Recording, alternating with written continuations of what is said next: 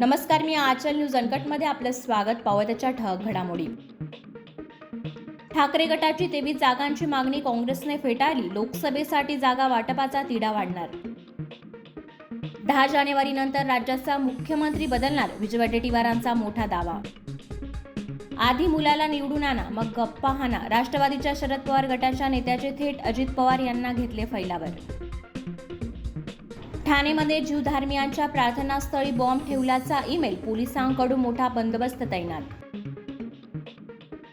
गुणरत्न सदावर्तेंना मोठा धक्का. एसटी बँकेचे संचालक सौरव पाटील यांची हकालपट्टी. प्रियंका गांधी यांच्या अडचणीत वाढ. मनी लॉन्ड्रिंग प्रकरणी ईडीने चार्जशीटमध्ये दाखल केलं नाव. शेअर बाजार ऐतिहासिक उच्चांकावर बंद. सेन्सेक्स पहिल्यांदाच 72,484 वर.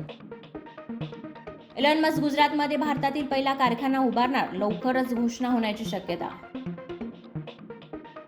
8 भारतीय नौदल अधिकाऱ्यांची कतारमधील मृत्यूदंडाची शिक्षा रद्द. भारत सरकारच्या प्रयत्नांना यश.